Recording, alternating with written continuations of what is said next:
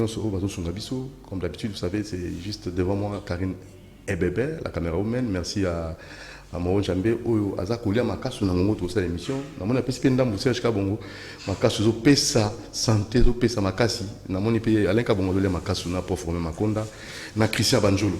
Ils vont même inviter Nabiso, place à notre sujet du jour qu'on va recevoir. Lobby émission Silagité, comprenez. La réclamation est belée pour Antoine Rolobela et les lots Zungi. On a invité Nabiso, prophète Benjamin Kawanga, place à notre sujet du jour. C'est parti.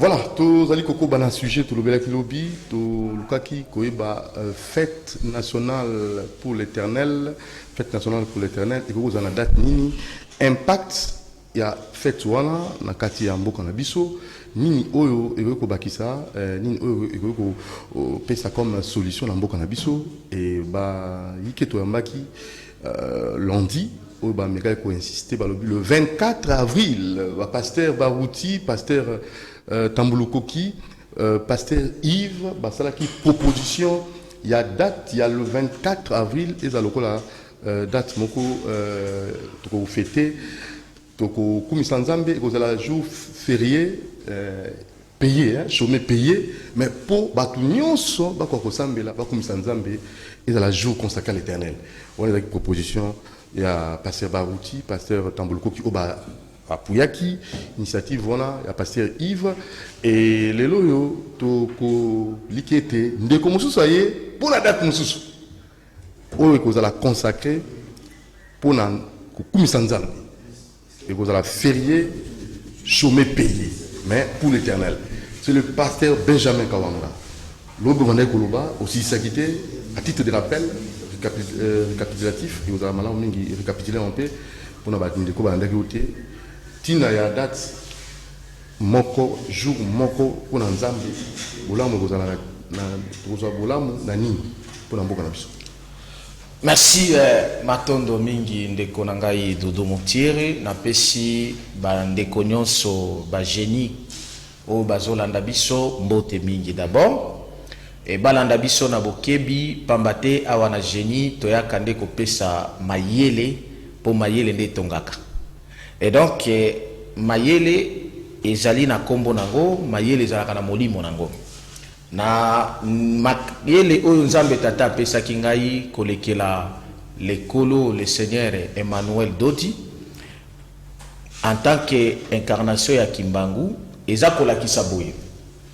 Premièrement Éternel azali oyo aseko na seko pona o babengaka mokili mobimba na kati ya Éternel tozali déjà na ba fête d'abord oyo ezali réservé na Bible oui. Surtout na Lévitique 23 okomona ke Nzambe ye moko tata abungisaki o babengi yango voici la fête les fêtes de l'Éternel oyo boko célébraka yango de génération à génération. Alors Bible voici mes fêtes. C'est-à-dire ma fête est Nzambe tata. Et si ko eloko bombana ki kuna na kati ezalaki ki batubaya un révélateur aya ko pesa date nini oyo ba célébration ya ba fête wana ko salema parce que na kati ya Bible bombama ki ki e ko zalaka célébrer dans les temps fixés, les moments fixés. Et donc yango na yebisaki ba chrétien nyonso l'humanité mobimba bayeba ke lokola déjà mobikisi mosakoli ya munene kolo Emmanuel Dodi azali asi alimboli biso ke ba fête de l'Éternel et bandaka mukolo ya lobi vendredi le 28 tozana fête munene oyo faut ba chrétien nyonso bazala na yango na lobi be ba chrétien nyonso oyo ezali comparativement na bandeko o ba musulman basalaki moni ba musulman basalaki Ramadan basali soki un mois ya Ramadan eza ba musulman nyonso ya mokili mobimba mais eloko bandako zanga ba chrétien baza d'abord na eloko oyo ba célébraka na mokili mobimba te nzoka secret wana ezalaki na kati ya Bible il fallait mutu oyo mvulusi oyo kimbangu a prophétisaki aya a révélé biso apesa biso nyonso na mokili mobimba fête ya monene Pâques ezali ezalaka eza célébration Noël était naissance kobotama ya kolo ezalaka mais eza na oyo babengi yango la fête de la moisson esalemaka pendant 50 jours 7 semaines eza na kati ya Bible na Lévitique nde oyo bandi lobi mokolo ya le 28 ekosila mokolo ya le 16 juillet eza na kati ya Bible.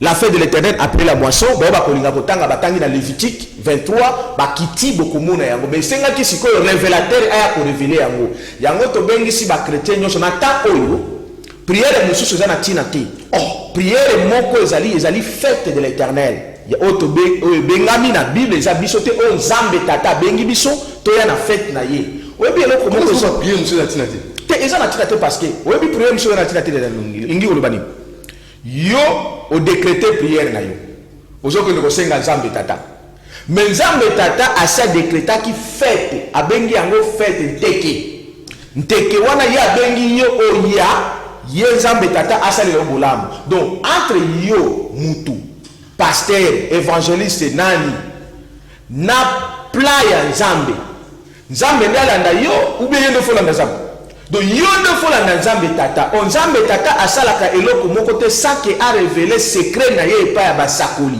on a Congo toza déjà na basakoli donc les mosakoli mokonzi ya basakoli kolo Emmanuel Dodi azali na mosakoli prophète Benjamin Kawanga oyo azolakisa bino zela nazalaka déjà mosakoli on a mema molimo ya kimbangu parce que mosakoli faut na identité na ye o existaki avant molimo kimbangu comment non naza na église kimbangisi te église kimbangisi eza na balukute ebele kuna soki olingi tokolakisa yo yango bango kutu bayeli biso bafete ebele badate ebele soki olingi nofongola parenthèse wana neti bandeko na biso ya église kimbangisi bandeko ya biso ya église kimbangisi fo bakanga to bango bamemeli mpe biso baerere ebele na mpona nini boza koboya basu basambela kaka bino toboyi teke basambela bosambeli me bosambeli mabe sikoyo mutu oyo tobandaki kozela nzambe na katikati ya bato Emmanuel aye pona alakisa biso tosambela malamu ndenge nini tozwa est-ce que totikalaka tosambela mabe parce que tolanda bandeko na biso bakimbangiste bandeko na biso bakimbangiste bautaki kocélébrer 100 ans le 24 et le 6 avril balobi 100 ans ya église kimbangiste mais naza korapele bandeko na biso balanda mais bandeko wana na biso ya église kimbangiste bacélébraka mpe 100 ans mosusu ndeko nanga dudu motiri il y a 3 ans, 4 ans plus tard, l'église Kimbangisi célébra qui 100 ans mosusu. Oya kotia tembe na la kisabango. 100 ans centenaire ya église Kimbangisi. Ezalaka na nini le 25 mai 2016. Siko 100 ans oyo ba célébrer lelo, na 100 ans oyo ba célébrer ki na tango oyo. Ya wapi batu bazwa. 100 ans oyo ba célébraka. Balobi bango moko dialunganda Kiangami Salomon, Christ dans sa seconde venue, 100 ans na ye. Si qu'on 100 ans va célébrer na 2016, ba ye célébrer sur na 2020 100 ans mususu. Bandeko, bazwa 100 ans ni. Na la ki sa ba congolais lukuta. Na 100 ans oyo balobi Noël. D'abord Noël ezali na kati ya Bible te. Même pour l'église catholique. Même l'église catholique.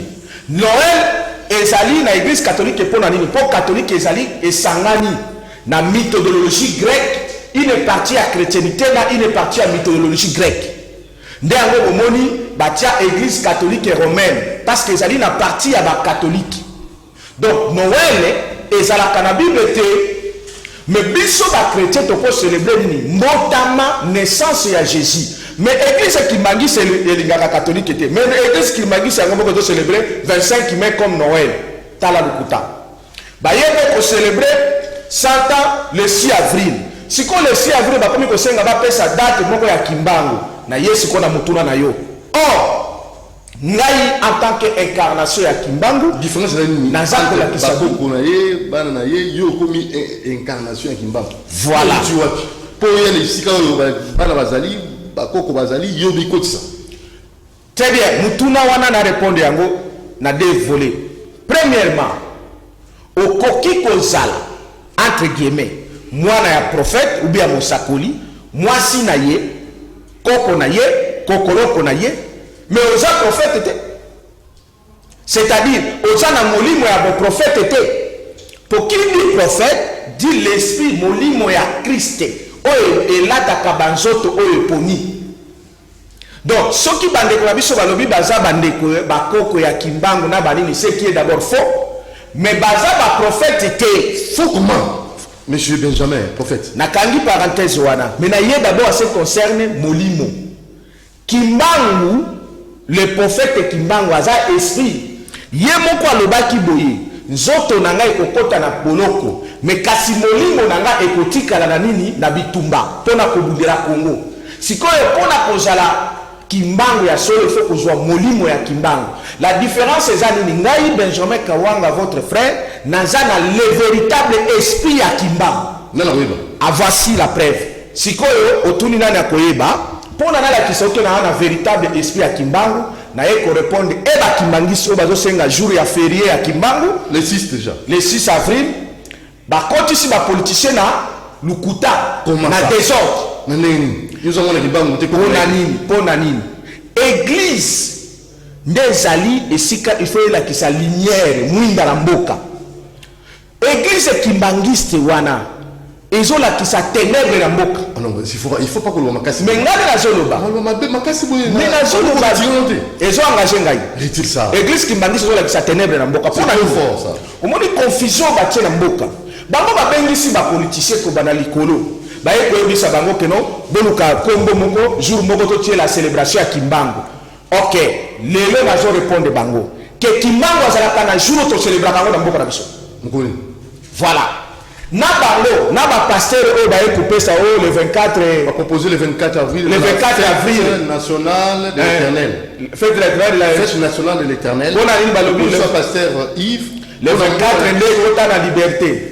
Pour les aïe mokolo, il y a multipartisme, dictature ici là qui ils ont le col à paix, mokolo makambo chalaki na mboka na biso, bachango fête. Bandeko nzambe tata limbisa bino, ils ont pasteur Yves. Ok, nzambe tata limbisa bino parce que boza basakolité, bolanda siko mosakoli. Fête ya mboka na biso oyo ya nzambe oyo ezalaka férié ezalaka. Voilà. Kimbangu prophète. Vrai ou faux? Vrai. Nous tous se font dire que Kimbangu c'était un véritable prophète.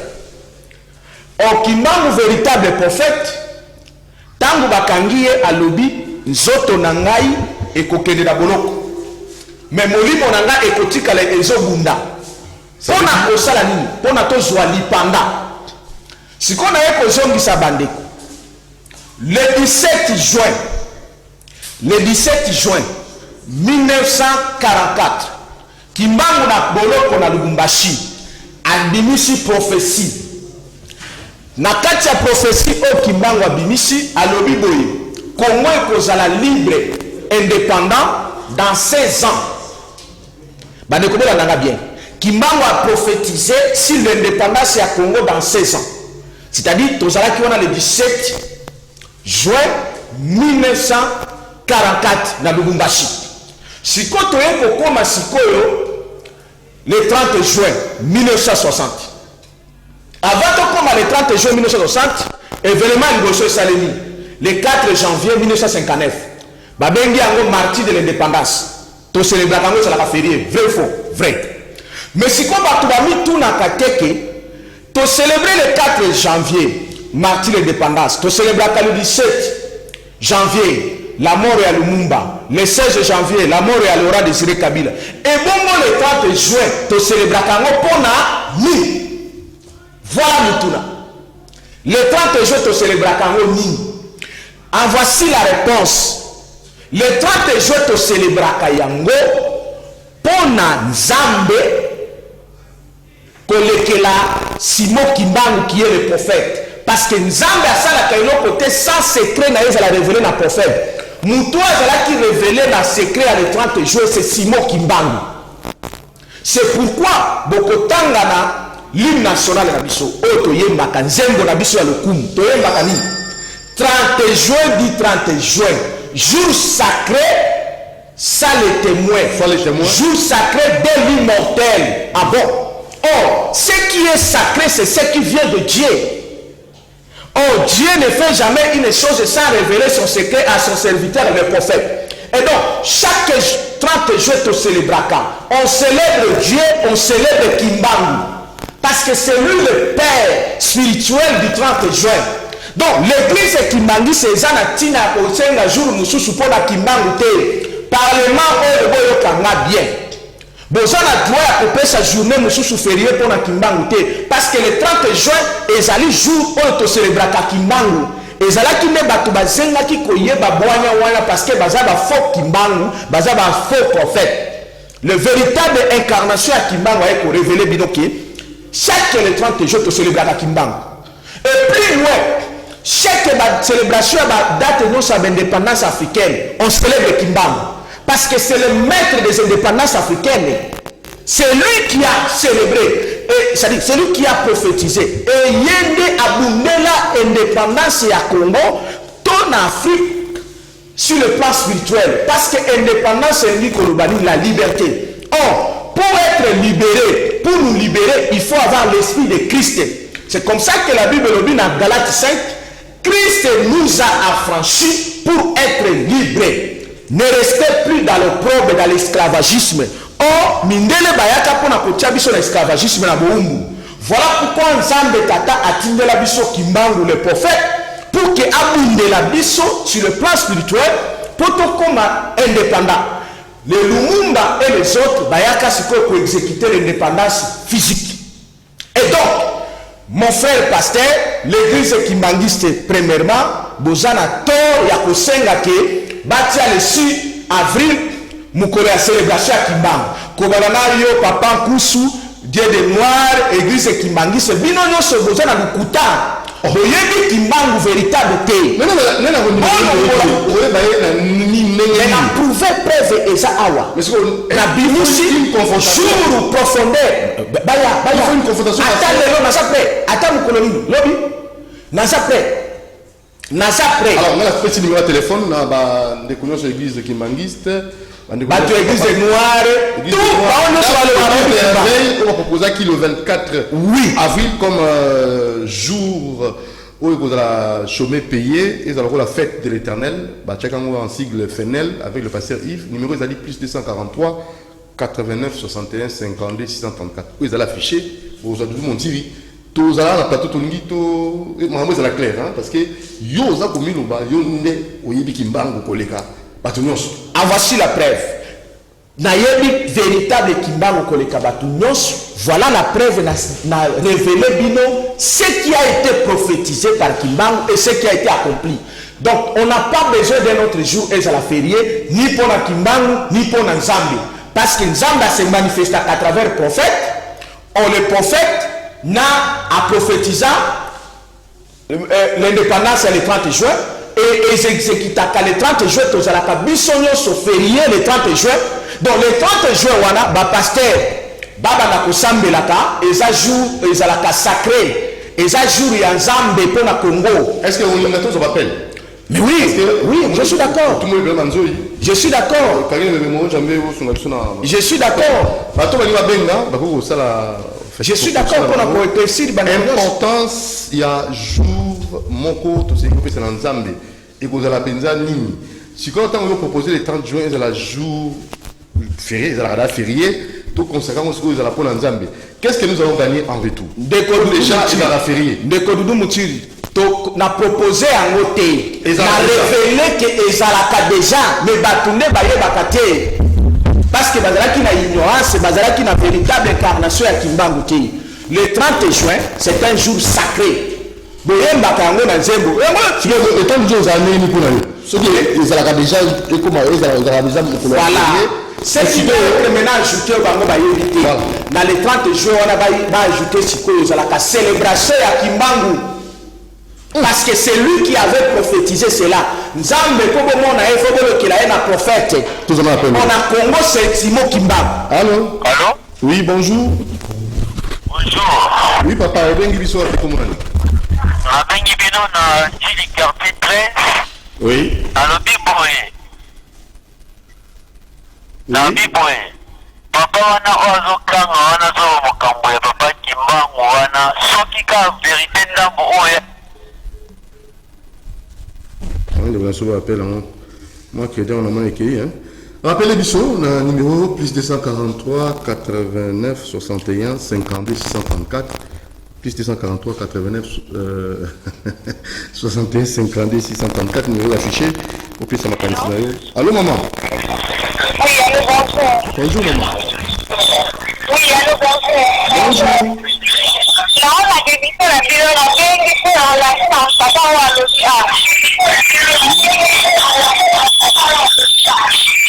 Allô? Oui, papa, l'hôpital, parce que Paris, ça n'est pas de 5 ans. Ça va me faire le 24 avril. Non, on est allé à l'église des réveils, hein? Quelques pasteurs.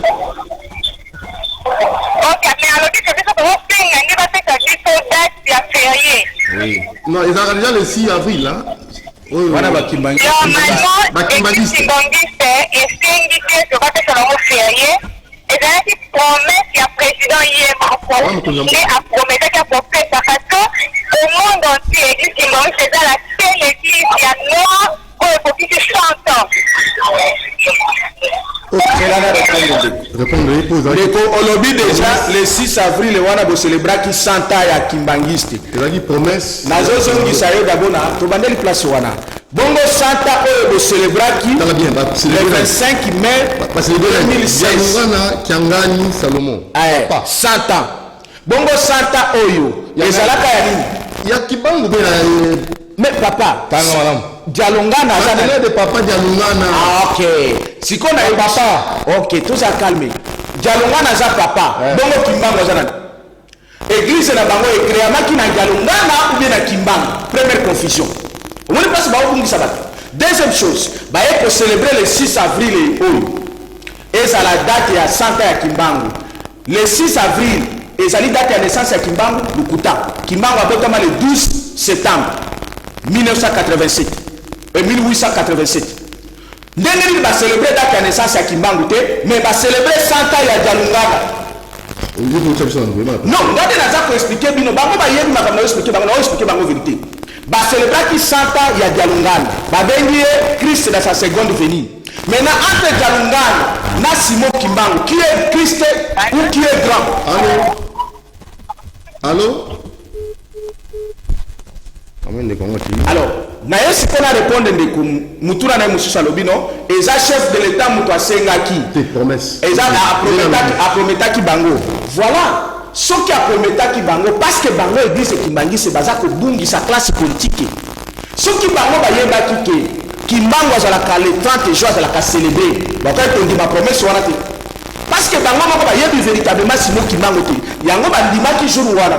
Oh, Kimbangu est célébré chaque le 30 juin. Et toutes les dates de l'indépendance africaine. Prophétie à Kimbangu après ça. Mais c'est la prophétie à Kimbangu. Kimbangiste c'est moi qui va contredire la ngozate. Et ça fait la beaucoup na bango. Allô? C'est Kimbangu qui a prophétisé les paroles. Allô? Bonjour. Bonjour maman. Bonjour. Oui maman. Oui, maman. Oui. Loba.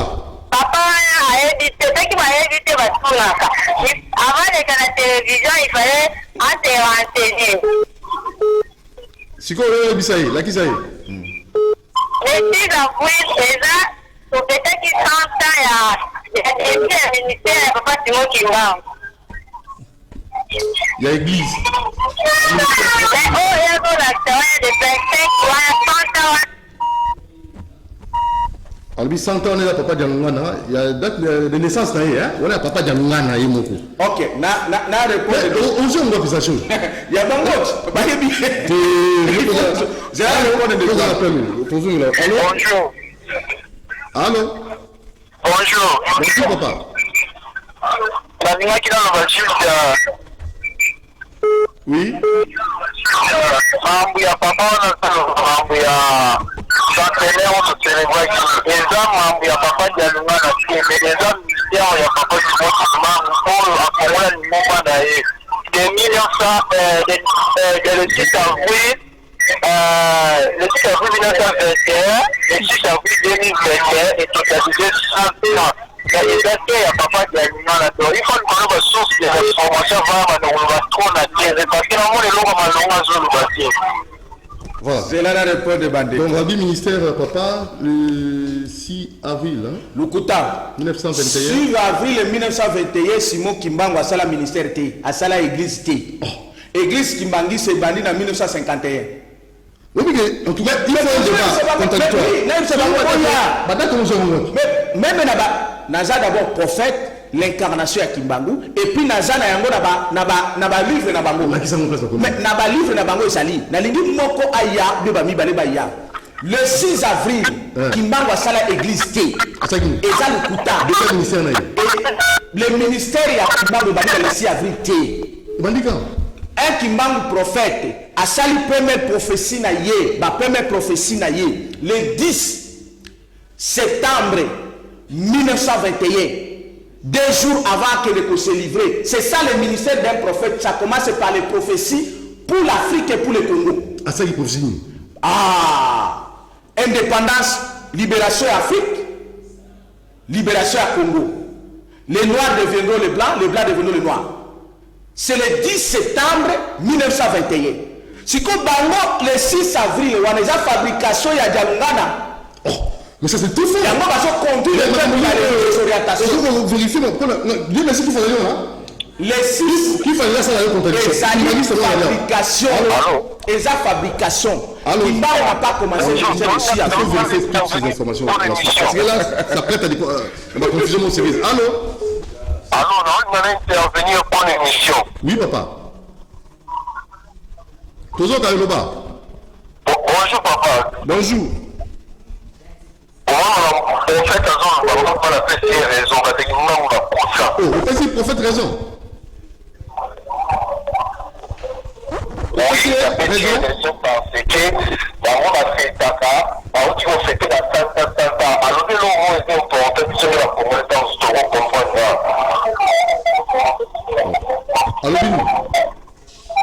On fêtait Santa et à papa. Santa, on est jamais pas fait l'église qui m'a mis, sinon il m'a oublié. D'abord, je vais préciser le Komokwana. Ce qui va célébrer le 6 avril, les 100 ans, il y a ministère, il y a Papa Kimbangu. Bon, le ministère, il y a Papa Kimbangu. Ce qui va le 6 avril. L'église Nabango sera constituée par qui? Parce que dans 100 ans, il va célébrer le 16, le 25 mai 2016, Dialongana Christ dans sa seconde venue. Ce qui Dialongana Christ dans sa seconde venue, Kimbangu sera qui nani? Va répondre à mission. Donc, Dialongana Zaki li connaît Kimbangu. Joyeux Noël. Oh, Noël est où? Appelle, pardon. Allô? Allô, bonjour. Moi, je t'entends bien que tu as Kinabi Boy. Oui. Loba. Papa, prophète Makamazo Loba, Azako se contredire Moko. Oh. Grâce à Moussoso, Azan a raison. Parce que Papa Simon Kimbangu a dit qu'il y a l'église. Kimbangiste et Yakina Sima. Mais, année où il y a 1921, et ça, année, il y a depuis le commencement, il y a mission de Papa Simon Kimbangu. Tito comme l'année 2021, on qui peut atteindre 100 ans. Ok. Et ça, c'est bon. Si il y a le livre. Papa Simon Kimbangu a dit que l'église, Azan a raison. Papa Simon Kimbangu a dit que l'église, qui manque après. Mais, Papa Kimbangu a abandonné une mission en 1921. Voilà. Papa Kimbangu a abandonné une mission en 1921. En fait, tout recadré, toujours solo là, comment Bandeko, Gabiso, Basala Nzambe, Otoyambaki, c'était le lundi, il a proposé jour moko to pesango Nzambe. Pour Mboka Nabiso RDC, mon bateau, c'est le Bakanzambe. Si je veux que les amis nous comprennent.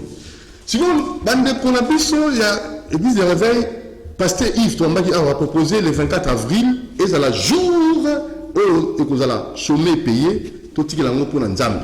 biso nyonso kongo matono to sambela nzambe oza nani oza mbi kimbangisi oza nani yo na kwena yo sambela obenzambe to kuluba na merci na nyonso sali pona RDC pe pona biso ba congolais ndevoye a proposé le 30 juin et dans des jours oyo toko célébraka nzambe ezala kwa jour oyo ezala da férié na se toko célébrer ko célébrer avec la déjà na ebisi na révéler nde bandeko boyo kaboye tozana lisusu na tina ya ko célébrer jour mususu te e pona kimbangu e pona nzambe na mboka na biso pona nini jour ya le 30 juin bozwa nzembo na lim national boyemba ngo bien et puis bolimbo nango bien 30 juin le 30 juin dit 30 juin jour sacré soit l'immortel salimortel témoin. Or ce qui est sacré c'est ce qui vient de qui? De Dieu. Ce qui est l'immortel c'est ce qui vient de qui? De Dieu. Or nani a prophétisant indépendance le 30 juin? C'est Kimba. Quand? Le 17 juin 1944 na Lubumbashi. Dans 16 ans, Congo est kozala libre. Au moins siko place oyo bandeko ebele bayebi Kimbangu te. Bakoko luka kombo mususu jour mususu pona Kimbangu te. Oh, la date d'indépendance bandeko par exemple ya protestant wana. Oh ya réveil. Balobi ni baluka le 24 avril pona jour ya liberté. Oh la liberté. Non non, pona jour to consacrer na Nzambe peut coïncider là jour à liberté. Démocratisation. La démocratisation de ça. C'est liberté, non? Oui. Or, la véritable liberté de jouer en colonie d'indépendance. Le 30 juin. Donc il faut une histoire et le 30 juin. Un débat, il y a comment on a que la kimangiste là va te église de réveil. Baya, tous après, naza après. Parce que le prophète il faut éclaircir le peuple congolais. La confusion non se va côté ça qui wana parce qu'il fallait vouloir aya. Tous on a vous même. Le Seigneur Emmanuel Doti. Allô, Kimbangu a prophétisé. Na monde comment azobenga wa toujours rapidement. Allô. Oui, bonjour. Oui, au bien sur Apikomonen. Oui. Très rapidement, jour moko to pesa Nzambe, ils alla consacrer pour Nzambe.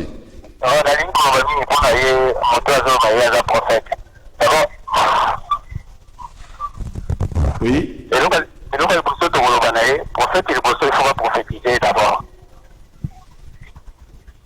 Oui. Kimbangu, avant comme un prophète, qui va vite, banani, va prophétiser qui. Il a raison. Oui. D'ailleurs, a commis le prophète, on va se surnommer par un mot. Dans la prophétisé. Dans la prophétisé, yo. Et puis, deuxième chose. N'a pas répondu. Oui. Et puis, deuxième chose. On a mis au Bénin. Tata n'est pas peut-être en 1930. Obi? Peut-être qu'on dit 100 ans, on va célébrer cette année, l'anniversaire, il y a 100 ans. Ce qui était à Botem peut-être en 1950, et qui a compté 100 ans, on va célébrer cette année en 1900, il y a 100 ans. Donc, avec la confusion entre Tata et Moine. Ce qui va fêter en 1881, il y a Kimbangu, va fêter il y a centenaire. Centenaire, c'est une fête. Oui. C'est une fête. Et d'ailleurs, on a imaginé, on a la naissance, il y a Dialungana, à la Esquimbaniste, à la Baptiste Nini. Voilà. Alors bien, anniversaire na yo, na tata na yo. Si vous faites anniversaire na yo, il y a tata na yo, il y a tata na yo. Ok. Pour nous, il y a une confusion ou embrouillé bateau. Je l'en ai répondu d'abord premièrement. Tout ça va faire la soupe. Allô? Allô? Bonjour.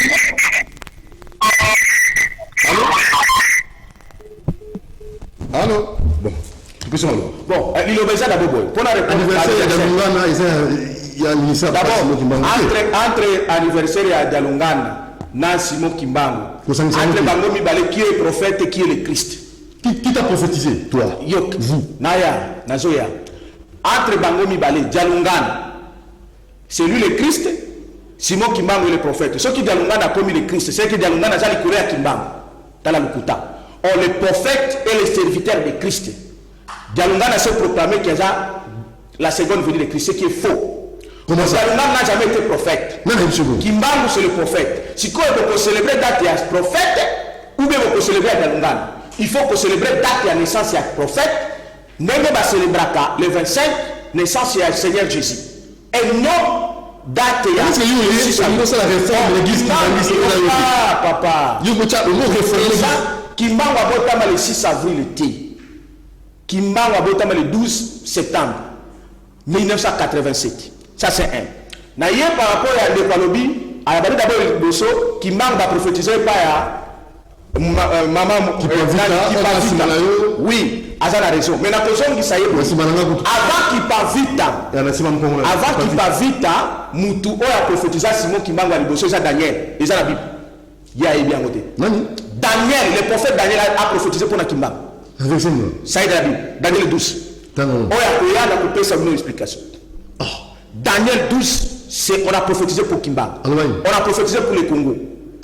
Il y a tout un mystère parce qu'il y a 3 personnes qui doivent exister. La première personne, c'est Kimbangu. Oui, c'est dans la Bible de Daniel 12. Botanga Daniel 12, c'est de 1 jusqu'à la fin. Daniel a monaki batumi sak. Bazali na mai ya ebali. Na mboka wana eza na mai ebali. Mutu ya liboso azalaki na se ya mai ebali. Voilà pourquoi Kimbangu abotamaki na Congo central na se ya mai ebali, na fleuve Congo. Mutu ya mibale aza na katikati ya mai ebali. Mais mutu ya misatu oyo alataki elamba ya pembe azali kolo ya mai ebali. Donc c'est lui Emmanuel Dodi. Oyo autaki na Katanga. Voilà pourquoi le Christ, le véritable Christ dans sa seconde venue. C'est qui? Emmanuel Dodi. Voilà pourquoi Aoutaki na Katanga. C'est là pourquoi Aoutaki na Katanga. Et voilà pourquoi Kimbangu a tenaki ko rendre l'âme na Katanga. Parce qu'il fallait que Fongola, Zela na Christ Emmanuel Dodi aya. Et Moutou, je vais répondre. Moutou, Daniel a prophétisé na Katikati, c'est moi, votre frère Benjamin Kawanga. Voilà pourquoi na Aoutaki na Kindu na Manyema. Et pour la période ça Moutou a mis a prophétisé ngai, c'est Kimbangu. Kimbangu a prophétisé que na Kobota Bambalami Balé. C'est moi. Je m'appelle Benjamin Kawanga Mukandila. Je suis l'incarnation de Kimbangu. C'est-à-dire que l'esprit, molimo o Kimbangu azala kinango. Donc, Emmanuel Dodi o Kimbangu a prophétisé, ayeli biso ba fête de l'Éternel. Nena yebisi bandeko nyonso ba chrétien, toya lobi na 6e mairie avenue de la Révolution numéro 817 pour na to fêter fête de l'Éternel ba bengi yango la moisson à partir de 16h30 jusqu'à 18h30. Vous nous y asseyez, ou ayez pour na côté à biso la vérité nyonso. La confusion nyonso et lungwe. La confusion nyonso ya ba date ya lukuta et lungwe. Kimbangu est célébré le 30 juin et Dieu est consacré, les jours consacrés par Dieu au Congo c'est le 30 juin. Oyo ba posa numéro nanga, besoin numéro na téléphone ba kobenga nga soki bazali banda ba tie code plus 243 85 67 034 56. Banira 85 67 034 56. Nana prêt pour un débat. Ba onyo so ba kotika la confusion surtout ba pasteur na l'église kimbangiste ou ba koti confusion belé lumière et ya kanena ba sakoli. Voilà bandeko, en tout cas bon déranger du montirité. Ouais. Après ce numéro na yé, oui. On a donc une réunion extraordinaire. C'est là je s'appelle numéro ya ngapé mususu. Fais ça rapidement. 085 67 034 56. Mais on a Monique aza capable à quoi que ça la débat aya tout ça la débat. Voilà. La scène débat on est à la plateau ce que mon Robenganga pour Ibsangai tel jour dans la procès à papa Benjamin on le bengi l'incarnation le véritable incarnation à Simon Kimba. Na mbaka qui sont les Edmond na mbaka ba topela qui mangi c'est musuba ya la plateau mais na osenga on est après pour na ko pesa biso lumière soit mon na mbalo le kuta plateau ils allaient pour na ko pesa lumière ya solo au bengi na plus 243 89 la bisake Kimbangu abotate. Kimbangu abotate? Oui. Voilà encore la révélation de Kimbangu abotate. Kimbangu abotate? Abotate. Maman Moula Zaki, grande sœur naï. Quoi? Je vous le dis. Non, monsieur. Bah, il y a ton débat. Monsieur, c'est pas le problème de l'éternel. Kimbangu abotate. Oh. Bah, Kimbangu. Hein? Kimbango abota te, Kimbango asala église te, Kimbango pas na mission asala église te. Ça c'est plus grave ça. Alors je crois bien méthodiste qui Ils allaient par fabrication. Non, arrêtez ça. Purement satanique, il faut que détruire ça dans le pays. En tout cas, ça vous engage, hein? Ça m'engage, moi, le prophète Benjamin Kawanga, la véritable incarnation de Simon Kimbangu. J'ose croire que le plateau est là disponible pour contrer, pour donner une autre version de fait. Makambo Benjamin Kawanga Routcholoba. N'a vu ma bangi, n'a vu cher de pou. Et Kimbangu dans la Bible. On a plus 243 89 61 50 134. Merci. On a la plateau, na CCTV du Lumbotia Wambayo. Merci na Moron Jamé, na Karine Bébé. Merci na Romain Makonda, Alain Kabon la coordination. Dieu merci Kifou, na Christian Anjolo. Ciao. À demain 10h30 na chaîne Nabino Bolingara CCTV. Jeudi Congo pour Congo Kennedy Bosso. Ciao.